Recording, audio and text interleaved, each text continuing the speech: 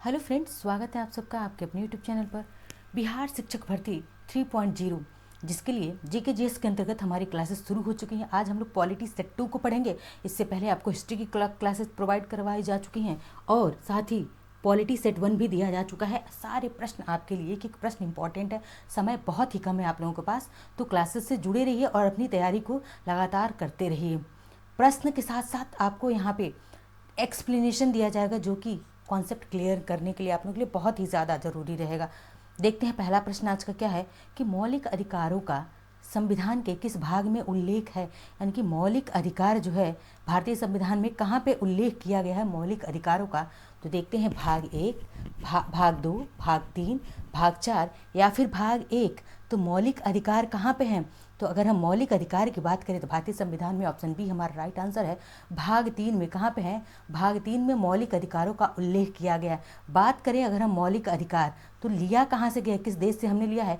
तो अमेरिका से। कहाँ से लिया है मौलिक अधिकारों को? हमने मौलिक अधिकारों को, यह भी प्रश्न पूछा गया कि मौलिक अधिकार कहाँ से लिए गए हैं, तो अमेरिका से हमने लिया है। ठीक है, संयुक्त राज्य अमेरिका से हमने मौलिक अधिकारों को लिया है। अनुच्छेद की बात करें, भाग 3 अनुच्छेद में जैसे आर्टिकल लिखूंगी। आर्टिकल कहाँ से कहाँ तक हैं? तो 12 से 35 प्रश्न आपको मिलेंगे, लेकिन मैं हर बार एक्सप्लेन करते चलूँगी ताकि आज की क्लास यहीं पर आपको लर्न हो जाए, याद हो जाए, और एक भी प्रश्न आपके मौलिक अधिकार से, आज की क्लास जो है मौलिक अधिकार स्पेशल है और इससे बाहर एक भी प्रश्न आपके नहीं जाएंगे। तो आर्टिकल है इनके अनुच्छेद कहाँ से कहाँ तक? 12 से 35 तक। कहाँ से? 12 से 35 तक मौलिक अधिकारों की बात की गई है। आगे जानते हैं दूसरे प्रश्न को, देखते हैं क्या है हमारा दूसरा प्रश्न। दूसरा प्रश्न है कि भारतीय संविधान के किस अनुच्छेद में मौलिक अधिकारों का वर्णन किया गया है? तो किस अनुच्छेद में वर्णन किया गया है? 12 से 35, 13 से 36, 1 से 30 या फिर 32। तो कहाँ पे किया गया है भारतीय संविधान में मौलिक अधिकारों का वर्णन? हमने अभी बताया, ऑप्शन ए हमारा राइट आंसर होगा। यानी कि 12 से 35। अगर भाग पूछ ले, बार बार भाग भी पूछा जाता है, तो भाग याद रखिएगा भाग 3 में है, और अनुच्छेद पूछे तो 12 से 35 लिया कहाँ से गया है? तो अमेरिका यानी कि यूएसए से इसको मौलिक अधिकारों को हमने भारतीय संविधान में ग्रहण किया हुआ है। अब देखते हैं तीसरे प्रश्न को। तीसरा प्रश्न है मौलिक अधिकार को किस देश के संविधान से ग्रहण किया गया? देखिए, प्रश्न आपको बहुत ही हल्के दिख रहे होंगे, लेकिन जब 4 ऑप्शन दिख जाते हैं, एग्जाम में क्वेश्चन आ जाता है, तो फिर वहाँ पे गलत हो ही जाता है। इसीलिए आपको बहुत ही ध्यान से रिवीजन करते हुए चलना है कि मौलिक अधिकारों को किस देश के संविधान से ग्रहण किया गया है। तो ऑप्शन ए ही हमारा राइट आंसर मिल गया। हमने कहाँ से लिया है? अमेरिका से लिया है मौलिक अधिकारों को। आगे देखते हैं चौथे प्रश्न को। चौथा प्रश्न है कि भारतीय संविधान का भाग 3 को किस नाम से जाना जाता है? यानी कि भारतीय संविधान के भाग 3 को हम किस नाम से जानते हैं? अब देखिए, यहाँ पे सब इजी लग रहे होंगे ऊपर के प्रश्न, लेकिन अब देखिए यहाँ पे 4 ऑप्शन में बताइए कि कौन सा राइट आंसर होगा। तो कमेंट में आप लोग भी बताइएगा कि कौन सा राइट आंसर होगा इसका। भारतीय संविधान के भाग 3 को हम किस नाम से जाना जाता है? संविधान का विभाजन पत्र यानी कि संविधान का मैग्ना कार्टा, भारत का अधिकार पत्र यानी कि भारत का मैग्ना कार्टा, या फिर भारत का नागरिक अधिकार पत्र, या भारत का प्राधिकार। अब इसमें बताइए कौन सा आंसर सही होगा? तो ऑप्शन बी हमारा राइट आंसर होगा। इतने मेरे आंसर बताने से पहले कितने लोग इसका आंसर दे चुके हैं, किनको इस प्रश्न का आंसर पता था, वो कमेंट में ज़रूर बताएंगे। तो कह रहे हैं कि भारतीय संविधान के भाग 3 को हम किस नाम से जानते हैं? एकदम नियरेस्ट ऑप्शन था, भारत का संविधान पत्र या फिर भारत का अधिकार पत्र। इसे हम भारत का अधिकार पत्र कहते हैं, यानी कि भारत का, इसे मैग्ना कार्टा का अधिकार पत्र को हम क्या कहते हैं? Magna carta. संविधान का नहीं, भारत का मैग्ना कार्टा कहा जाता है, भारत का अधिकार पत्र कहा जाता है। भाग 3 जो कि अनुच्छेद 12 से कहाँ से है? तो 12 से 35 तक है। ठीक है, आपको एकदम कंठस्थ होना चाहिए 12 से 35 तक के अनुच्छेद पूरे। अब आगे बढ़ते हैं, देखते हैं अगले प्रश्न। पांचवा प्रश्न है हमारा कि वर्तमान में कितने मौलिक अधिकार हैं? तो वर्तमान में जो है कितने मौलिक अधिकार हैं हमारे पास? तो हमारे पास देखिए 5, 8, 6 या 7। तो वर्तमान में हम मौलिक अधिकारों की बात करें तो कितने मौलिक अधिकार हैं हमारे पास? तो 6 मौलिक अधिकार हैं। कितने हैं? 6 मौलिक अधिकार हैं हमारे पास। 6 कौन कौन सा? समानता का है, क्या है, मैं शॉर्ट में लिखते जा रही हूँ, समानता, और क्या है? स्वतंत्रता। दूसरा क्या होगा? स्वतंत्र समानता का अधिकार है। दूसरा स्वतंत्रता का अधिकार है, स्वतंत्रता का अधिकार है। तीसरा कौन सा है? शोषण के विरुद्ध अधिकार है, क्या है? शोषण के विरुद्ध अधिकार। मैं इसलिए लिखते चल रही हूँ ताकि ये सारे आपको कंठस्थ होने चाहिए। 6 अधिकार, समानता का अधिकार है, स्वतंत्रता का अधिकार है, शोषण के विरुद्ध अधिकार है, और चौथा क्या है? तो धार्मिक स्वतंत्रता का अधिकार। क्या है? धार्मिक धार्मिक स्वतंत्रता का अधिकार, ठीक है, धार्मिक स्वतंत्रता का अधिकार। 5वां है संस्कृति और शिक्षा संबंधी अधिकार। क्या है? संस्कृति व शिक्षा संबंधी अधिकार, ठीक है। और छठा जो हमारा है मौलिक अधिकार, संवैधानिक उपचारों का अधिकार। क्या है? संवैधानिक उपचारों का अधिकार। छठा है, यह अंतिम है, संवैधानिक उपचारों का अधिकार, जो कि बहुत ही ज़्यादा सारे पूछे जाते हैं, बहुत ही इंपॉर्टेंट है। तो याद रखिए वर्तमान में कितने हैं? 6 हैं। कौन कौन से हैं? समानता का अधिकार है, स्वतंत्रता का अधिकार है, शोषण के विरुद्ध अधिकार है, धार्मिक स्वतंत्रता का अधिकार है, संस्कृति व शिक्षा का अधिकार है और संवैधानिक उपचारों का अधिकार है। अब इन सब का आगे क्वेश्चन आएगा तो मैं वहाँ बताऊँगी समानता का अधिकार कहाँ से कहाँ तक है, कहाँ से कहाँ तक है, यानी कि देख लीजिए समानता का अधिकार कहाँ से कहाँ तक है, तो यह 14 से 18। कहाँ से है? 14 से लेकर के 18 तक समानता का अधिकार है। स्वतंत्रता का अधिकार कहाँ से कहाँ तक है? 19 से लेकर के 22 तक। हम किसकी बात करते हैं? तो 19 से 22 तक यह स्वतंत्रता का अधिकार दिया गया है। बात करें शोषण के विरुद्ध अधिकार, तो यह 23 से 24। कहाँ से कहाँ तक है? तो 23 से लेकर के 24 तक शोषण के विरुद्ध अधिकार है। धार्मिक स्वतंत्रता कहाँ से है? तो 25 से 28 तक धार्मिक स्वतंत्रता है। संस्कृति शिक्षा कहाँ से है? तो 29 से 30 तक है। और बात करें हम संवैधानिक उपचार, यह कहाँ पे है? तो आर्टिकल 32। क्या है? आर्टिकल अनुच्छेद 32 में संवैधानिक उपचारों का अधिकार दिया गया है। आगे भी इस चीज़ को हम एक बार और हम क्या करेंगे, प्रश्न आएगा तो एक्सप्लेन करेंगे ताकि आपको चीज़ें यहीं पर याद हो जाएं। अब देखिए छठा प्रश्न है कि मूल संविधान में कितने मौलिक अधिकार थे। ऊपर वाला प्रश्न था क्या कि वर्तमान में कितने मौलिक अधिकार हैं। अब पूछ रहा है कि मूल संविधान में, जो हमारा मूल संविधान था, उसमें कितने मौलिक अधिकार थे। तो 8 थे, 7 थे, 5 थे या फिर 6 थे। तो कितने थे? 7 थे। 7वां कौन सा था? तो 7वां संपत्ति का अधिकार था। क्या था? संपत्ति का अधिकार। किसका?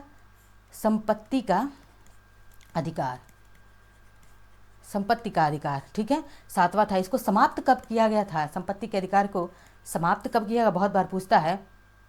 44वां संविधान संशोधन 1978 में। कब? यह मोस्ट इंपॉर्टेंट प्रश्न है, इसको MI में लिख रही हूँ, मोस्ट इंपॉर्टेंट प्रश्न है, इसको यह पूछा गया है। 7वां मौलिक अधिकार क्या था? संपत्ति का अधिकार। समाप्त कब किया गया? तो 44वां संविधान संशोधन 1978 को इसको समाप्त कर दिया गया, ठीक है। आगे बढ़ते हैं, अब देखते हैं अब कहाँ पे है।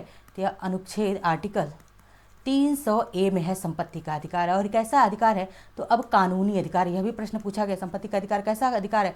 मौलिक अधिकार नहीं, बल्कि अभी कानूनी अधिकार के अंतर्गत चला गया है, ठीक है। सारे प्रश्न, एक एक प्रश्न इंपॉर्टेंट है आप सबके लिए। एक्सप्लेनेशन तो मोर बेनिफिशियल है आप सबके लिए। 7वां प्रश्न है किस मौलिक अधिकार को हटा दिया गया। अब आसानी से आप बता सकते हैं किस मौलिक अधिकार को हटाया गया है। तो शोषण के विरुद्ध अधिकार की बात करें अगर हम, कि यह कहाँ से कहाँ तक है, तो यह 23 से 24 तक है। मैं आर्टिकल लिखते चल रही हूँ क्योंकि आर्टिकल्स भी पूछ लिए जाते हैं। तो शोषण के विरुद्ध अधिकार कहाँ से कहाँ तक है? 23 से 24 में शोषण के विरुद्ध अधिकार की बात की गई है। संपत्ति का अधिकार जो कि समाप्त कर दिया गया है। 44वां संविधान संशोधन 1978 के तहत मौलिक अधिकार नहीं रहा, बल्कि अनुच्छेद 300A में इसको शामिल कर दिया गया है। अब यह कानूनी अधिकार बन गया। कैसा बन गया? मौलिक नहीं बल्कि एक कानूनी अधिकार बन गया। समानता का अधिकार कहाँ से कहाँ तक है? तो इसे समानता या फिर समता भी कहते हैं। 14 से 18, अनुच्छेद 14 से 18 किसकी बात करता है? समानता के अधिकार की बात करता है। स्वतंत्रता के अधिकार की हम बात करें तो यह 19 से 22 तक है। कहाँ से? 19 से लेकर के 22 तक हमारा स्वतंत्रता का अधिकार दिया हुआ है। प्रश्न में है कि किस मौलिक अधिकार को हटाया गया है, तो संपत्ति के अधिकार को हटा दिया गया। किसके तहत? 44वां संविधान संशोधन 1978 के तहत हटा दिया गया है, याद रखिएगा। आगे बढ़ते हैं, देखते हैं 8वें प्रश्न को। संपत्ति के अधिकार को कौन से संविधान संशोधन द्वारा हटाया गया? अब तो आपके लिए यह प्रश्न एकदम इजी हो गया होगा। तो कौन सा है? 42वां संविधान संशोधन 1971, 44वां संविधान संशोधन 1978। तो हमको आंसर मिल गया। देखिए यहाँ पे एक और है कि 44वां संविधान संशोधन 1970 भी दिया है, तो सतर्क रहना है आपको। 44वां संविधान संशोधन है, लेकिन कब हुआ था? 1978 में हुआ था, ठीक है। आगे बढ़ते हैं, अब देखते हैं हमारा 9वां प्रश्न है समानता के अधिकार का वर्णन किस अनुच्छेद में किया गया है। अब यह आपसे अनुच्छेद पूछ रहा है कि समानता का अधिकार या समता का अधिकार। समानता को ही कहीं कहीं समता लिखा रहता है, तो आप कंफ्यूज नहीं होंगे। समानता या फिर समता दोनों एक ही चीज़ है। तो इक्वलिटी की बात कर रहे हैं। राइट टू इक्वलिटी कहाँ पे दिया गया है? समानता या फिर राइट टू इक्वलिटी किस अनुच्छेद में दिया गया है? तो बात करें हम, इसको ऊपर आपको एक्सप्लेन कर चुके हैं, लेकिन देखिए 14 से 18, अनुच्छेद 14 से 17, अनुच्छेद 12 से 19 या अनुच्छेद 13 से 17। तो कहाँ पे है समानता या समता का अधिकार? अनुच्छेद 14 से 18 क्या कहता है? तो अनुच्छेद 14 से 18 कहता है समता का या समानता का अधिकार। अब जान लेते हैं अनुच्छेद 14 से 18 समानता या समता का अधिकार। तो अनुच्छेद 14 इस सबको जान लेते हैं एक एक को कि 14 में क्या है, 15 में क्या है, 16 में क्या है, 17 में क्या है और 18 में क्या है। 14 में क्या है? तो विधि के समक्ष समानता। किसकी? विधि के, यानी कि कानून के समक्ष सभी बराबर है, विधि के समक्ष समानता। ठीक है, विधि के समक्ष समानता अनुच्छेद 14 में बात की गई है, यानी कि विधि के समान, कानून के समान, ना तो कोई नेता, ना तो कोई मंत्री, ना ही कोई आम आदमी, सबके लिए कानून क्या होगा? बराबर होगा, लॉ सबके लिए बराबर होगा। ये बात कहाँ पे की गई है? अनुच्छेद 14 में बात की गई। अनुच्छेद 15 क्या कहता है? तो अनुच्छेद 15 कहता है कि किसी भी व्यक्ति के साथ हम धर्म, जाति, वंश, नस्ल, लिंग, जेंडर के आधार पर भेदभाव का निषेध करता है। क्या? भेदभाव का निषेध, यानी कि अनुच्छेद 15 कहता है कि किसी भी व्यक्ति के साथ हम ना तो धर्म के आधार पर, न तो जाति, वंश, नस्ल, लिंग आदि या फिर जन्म स्थान के आधार पर हम कोई भेदभाव नहीं करेंगे। ठीक है, अनुच्छेद 15 सारे प्रश्न पूछे गए हैं। अब देखते हैं अनुच्छेद 16 क्या कहता है। तो अनुच्छेद 16 कहता है कि लोक नियोजन में अवसर की समानता। क्या होता है? अनुच्छेद 16 कहता है लोक नियोजन में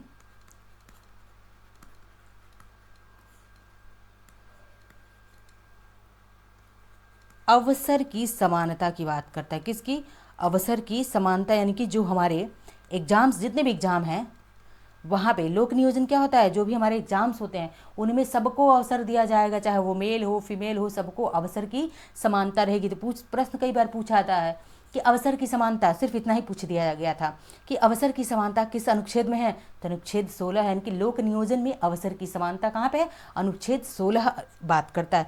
अनुच्छेद 17 जो कि क्या है? VVI है। बहुत बार यह वनडे से लेकर के जितने हमारे प्री मेंस होते हैं सारे एग्जाम्स में पूछा गया। अनुच्छेद 17 यह किससे संबंधित है? अस्पृश्यता का अंत है, अनटचेबिलिटी।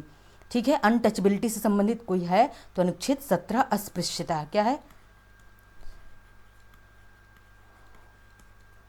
अस्पृश्यता का अंत कहाँ पे दिया गया है? तो अनुच्छेद 17 में अस्पृश्यता का अंत। अनुच्छेद 18 यह भी VVI है। सारे इंपॉर्टेंट हैं बट ये दोनों कुछ ज़्यादा स्पेशल हैं। अनुच्छेद 18 में क्या है?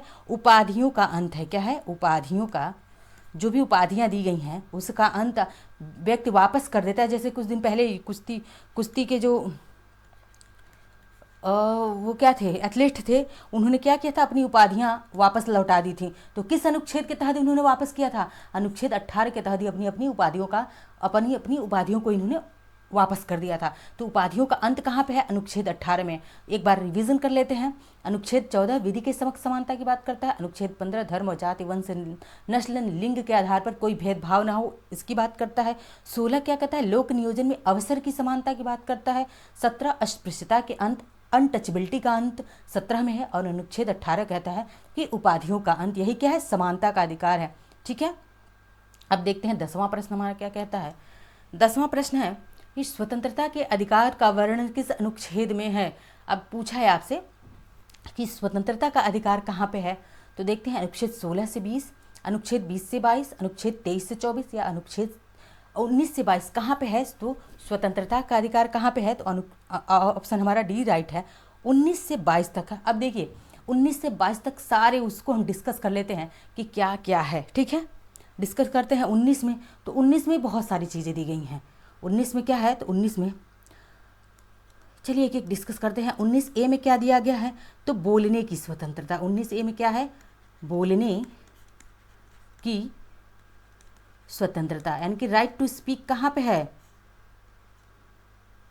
राइट टू स्पीक कहाँ पे है? 19A में है। अब क्या है? 19B में क्या दिया हुआ है?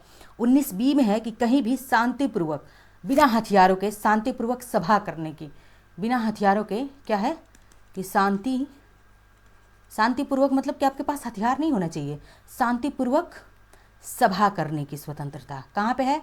तो सभा करने की स्वतंत्रता भी 19B में, 19C क्योंकि ये सारे पूछे जाते हैं 19A 19B 19C, इसलिए मैं एक एक वर्ड टू वर्ड आपको एक्सप्लेन करते चल रही हूँ। 19C में क्या दिया हुआ है, तो आप संघ बना सकते हैं। संघ बनाने की स्वतंत्रता, ठीक है, संघ बनाने की स्वतंत्रता 19C में है।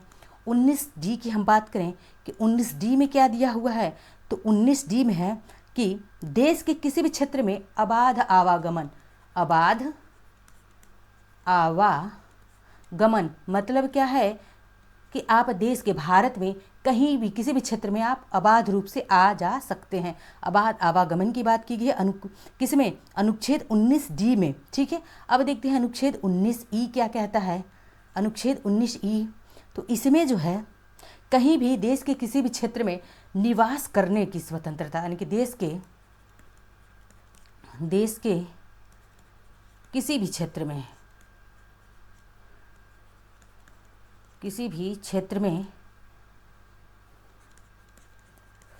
निवास की स्वतंत्रता। पहले यह चीज़ जम्मू कश्मीर में लागू नहीं थी, लेकिन वर्तमान परिप्रेक्ष्य में आज यह 19E जम्मू कश्मीर में भी लागू है, आप वहाँ भी जाके बस सकते हैं, ठीक है। तो 19E हो गया।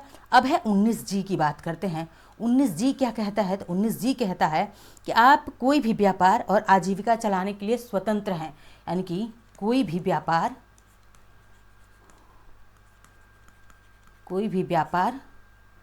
व आजीविका क्या है,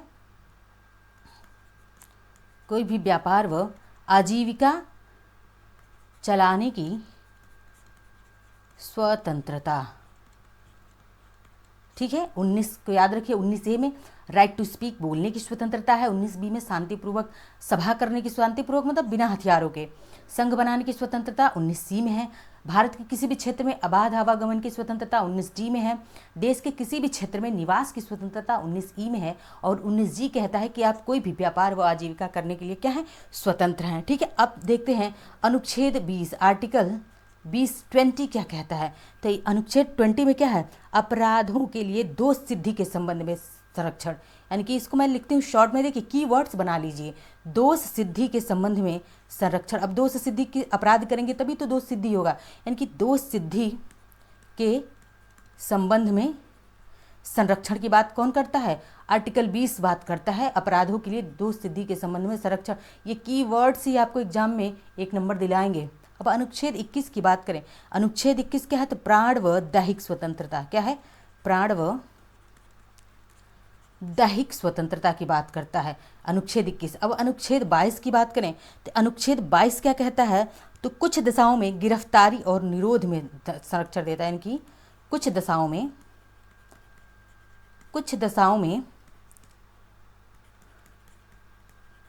गिरफ्तारी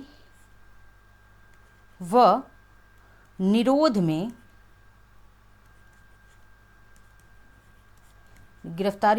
में संरक्षण की बात करता है अनुच्छेद 22। अच्छा, इसी में आप बात करें अनुच्छेद 21A की, उसकी हमने चर्चा ही नहीं की कि अनुच्छेद 21A क्या कहता है। 21 आर्टिकल 21 का कहिए या 21A कहिए, इम्पॉर्टेंट आर्टिकल है यह कि 21A में क्या है, तो अनुच्छेद 21A में 6 से 14 वर्ष के बच्चों के लिए अनिवार्य और निःशुल्क शिक्षा की बात की गई है अनुच्छेद 21A में, ठीक है। तो ये थे हमारे क्या, स्वतंत्रता से संबंधित अधिकार जो कि 19 से 22 तक थे। आगे देखते हैं। अब देखते हैं 11वां क्या है कि शोषण के विरुद्ध अधिकार का वर्णन कहाँ पे किया गया है, तो शोषण के विरुद्ध अधिकार कहाँ पे है, अनुच्छेद 23 से 24, 22 से 23। तो 22 से 23 हमने कहाँ पढ़ा था, स्वतंत्रता में पढ़ा, ये होगा नहीं। 25 से 26 या 24 से 25। तो बात करें शोषण के विरुद्ध अधिकार का वर्णन कहाँ पे है, तो अनुच्छेद 23 से 24 दो अनुच्छेदों में है। कहाँ पे है, आर्टिकल 23 किसकी बात करता है, यह भी जानेंगे, और आर्टिकल 24 किसकी बात करता है, वो भी जानेंगे, क्योंकि सब प्रश्न एक एक पूछा गया, सारे अनुच्छेद पूछे गए हैं। तो अनुच्छेद 23 क्या कहता है कि मानव दुर्व्यवहार और बलात् श्रम की बात करता है। क्या है, मानव दुर्व्यापार, यानी कि जब मानव का व्यापार किया जाता था उसका निषेध करता है। और क्या, और बलात् श्रम कहाँ पे है, तो अनुच्छेद 23 में है। पूछा जा सकता है कि अनुच्छेद 23 किससे संबंधित है, तो मानव दुर्व्यवहार और बलात् श्रम से। अनुच्छेद 24 की बात करें अगर हम, तो अनुच्छेद 24 बालकों के नियोजन का प्रतिषेध करता है। क्या है? बालकों के नियोजन का, बालकों के नियोजन का प्रतिषेध। प्रश्न आगे आएगा, आपको ध्यान से देख लीजिए। यानी कि आप कल कारखानों में 14 वर्ष से कम आयु के बच्चों को आप कल कारखानों में काम नहीं करवा सकते हैं। यह कहाँ पे है? अनुच्छेद 24 में है। और मानव का व्यापार या बलात्श्रम, बलात्श्रम का मतलब जबरदस्ती बधुआ मजदूरी आप नहीं करवा सकते हैं। यह कहाँ पे? अनुच्छेद 23 में इसकी बात की गई है। बात करते हैं 12वें प्रश्न की। धार्मिक स्वतंत्रता का अधिकार का वर्णन किस संविधान के किस अनुच्छेद में है? तो धार्मिक स्वतंत्रता जो है संविधान के किस अनुच्छेद में वर्णित किया गया है? अनुच्छेद 24 से 25, 23 से 29। तो 23 आपने देख लिया कहाँ पे था, आपने 25 से 28, या फिर 22, तो 22 आपने स्वतंत्रता में देखा था, 23 को शोषण के विरुद्ध अधिकार में देखा था, तो आप इसको काट सकते हैं। अब देखिए धार्मिक स्वतंत्रता 24 में कहाँ पे था? तो वह शोषण के विरुद्ध अधिकार में था। बस एक ही ऑप्शन सही है, एलिमिनेट भी कर सकते हैं नहीं पता हो तो हमारा ऑप्शन सी यानी कि अनुच्छेद 25 से 28 तक कहाँ पे है? धार्मिक स्वतंत्रता की बात करता है अनुच्छेद 25 से 28। आइए जान लेते हैं, क्योंकि सब पूछा गया है। मैं मतलब सारे के सारे प्रश्न एग्जाम में बने हुए हैं। अब देख लेते हैं कि अनुच्छेद 25 किससे संबंधित है। तो अनुच्छेद 25 की हम बात करें, अनुच्छेद 25 की बात करें, यह किससे संबंधित है? तो यह जो है यानी कि आप किसी भी धर्म को अबाध रूप से मान सकते हैं, किसी भी धर्म को अबाध मतलब कोई रोक टोक नहीं है, आप जिस धर्म को मानना चाहे मान सकते हैं। अबाध रूप से मानना, मैं मानना लिख दे रही हूँ कि आप किसी भी धर्म को, स्वतंत्र है अनुच्छेद 25 के अंतर्गत कि आप किसी भी धर्म को आप अबाध रूप से मान सकते हैं। उसका यानी कि कोई भी व्यक्ति किसी धर्म को मान सकता है और उसका प्रचार प्रसार भी कर सकता है। किसके तहत? अनुच्छेद 25 के तहत। अब देखते हैं अनुच्छेद 26 में, अनुच्छेद 26 में क्या दिया गया है। अनुच्छेद 26 है कि धार्मिक कार्यों के प्रबंधन की, यानी कि जो हमारे धार्मिक कार्य हैं, धार्मिक कार्यों के प्रबंधन, ठीक है, प्रबंधन की स्वतंत्रता कहाँ पे है? अनुच्छेद 26 में दिया गया है। ठीक है, यानी कि आप चाहें तो व्यक्ति अपने धर्म के लिए संस्थाओं की स्थापना कर सकता है, उसके लिए संपत्ति का अर्जन कर सकता है और प्रशासन का अधिकार भी रखता है। किसके तहत? तो अनुच्छेद 26 के तहत। अनुच्छेद 27 क्या है? तो राज्य किसी व्यक्ति को कर देने के लिए बाध्य नहीं कर सकता, यानी कि राज्य जो है, राज्य किसी भी व्यक्ति को धार्मिक कर देने के लिए बाध्य नहीं कर सकता है। कौन सा कर? तो धार्मिक कर देने के लिए।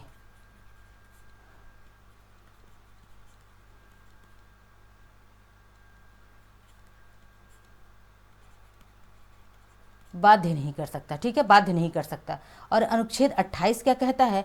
तो अनुच्छेद 28 कहता है राज्य विधि से पूर्णतः पोषित किसी शिक्षा, यानी कि जो कोई भी सरकारी स्कूल में, आम भाषा में लिख रही हूँ कि कोई भी सरकारी जो है संस्थान है, सरकारी संस्थान, वहाँ पर धार्मिक शिक्षा नहीं दी जाएगी, धार्मिक शिक्षा नहीं दी जाएगी। मैंने आम भाषा में लिखा ताकि आपको याद हो, बुक्स में तो बहुत क्लिष्ट भाषा है। इसीलिए अनुच्छेद 28 में क्या है कि किसी भी सरकारी इंस्टीट्यूशन, कोई भी सरकारी संस्थान है, वहाँ पे धार्मिक शिक्षा नहीं दी जाएगी, अनुच्छेद 28 कहता है। ठीक है, अब आगे बढ़ते हैं, देखते हैं अगले प्रश्न को अपने। अगला प्रश्न है हमारा 13वां कि संस्कृति और शिक्षा का अधिकार का वर्णन संविधान के किस अनुच्छेद में किया गया है? यानी कि संस्कृति और शिक्षा कहाँ पे है? संस्कृति और शिक्षा संबंधी अधिकार तो देखते हैं अनुच्छेद 28 से 29। तो 28 कहाँ पे है? आपने अभी देखा कि जो अनुच्छेद 28 किससे संबंधित था, तो यह जो है संबंधित किससे था? हमारा धार्मिक स्वतंत्रता के अधिकार से। 27 भी किससे? धार्मिक स्वतंत्रता से था। 26-27 की बात करें तो यह भी धार्मिक स्वतंत्रता से है। तो बचा हमारा ऑप्शन सी राइट है, यानी कि 29 से 30 दो आर्टिकल जो हैं, आर्टिकल अनुच्छेद 29 और अनुच्छेद 29 अनुच्छेद 30 किससे हैं? संस्कृति और शिक्षा का संबंधित हैं। अब देखते हैं अनुच्छेद 29 क्या है। तो यह कहता है अल्पसंख्यक वर्गों के हितों का संरक्षण। कहाँ पे है?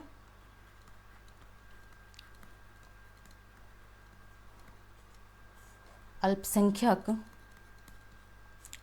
वर्गों के हितों का संरक्षण कहाँ पे किया गया है, तो अल्पसंख्यक वर्गों के हितों के संरक्षण की बात अनुच्छेद 29 करता है। मतलब क्या है कि कोई भी अल्पसंख्यक वर्ग का व्यक्ति है तो वह अपनी भाषा, लिपि, संस्कृति को सुरक्षित रख सकता है और उसको भाषा, जाति, धर्म और संस्कृति के आधार पर किसी भी शैक्षिक संस्थान में प्रवेश से नहीं रोका जाएगा। अनुच्छेद 29 कहता है कि न तो आप भाषा के आधार पर, न तो धर्म के, न तो जाति और संस्कृति के आधार पर किसी भी व्यक्ति को, किसी भी अल्पसंख्यक व्यक्ति को क्या करेंगे, शैक्षिक संस्थाओं में, सरकारी जितने भी स्कूल हैं, कॉलेज हैं या फिर जो भी सरकारी संस्थान है वहाँ प्रवेश से आप नहीं रोकेंगे। अनुच्छेद 29 कहता है। अनुच्छेद 30 क्या कहता है, यह कहता है अनुच्छेद 30 की शिक्षा संस्थाओं की स्थापना और इनका प्रशासन यह किसका अधिकार है, तो अल्पसंख्यकों का अधिकार होगा। आगे बढ़ते हैं, देखते हैं अगले प्रश्न को। 14वां प्रश्न हमारा, संवैधानिक उपचारों का अधिकार क्या है। संवैधानिक उपचारों का अधिकार का वर्णन संविधान के किस अनुच्छेद में है, तो कहाँ पे किया गया, अनुच्छेद 30, अनुच्छेद 34, अनुच्छेद 32, अनुच्छेद 24। तो संवैधानिक उपचारों का अधिकार ऑप्शन सी हमारा राइट आंसर है। अनुच्छेद 32 क्या है, संवैधानिक उपचारों के अधिकार से संबंधित है। किससे है, संवैधानिक अधिकारों का उपचार, यानी कि इसी को डॉक्टर भीमराव अंबेडकर ने, किसने, डॉक्टर भीमराव अंबेडकर ने क्या कहा, तो संविधान की आत्मा कहा है। क्या कहा है, संविधान की आत्मा कहा हुआ है। स्टेटमेंट पूछा जाता है किसने, अनुच्छेद 32 को, या फिर किसने संवैधानिक उपचारों के अधिकार को संविधान की आत्मा कहा है, तो डॉक्टर भीमराव अंबेडकर ने कहा है। इसके अंतर्गत जो है कितने रिट जारी किए जाते हैं, 5 प्रकार के रिट जारी किए जाते हैं। कितने, 5 प्रकार के।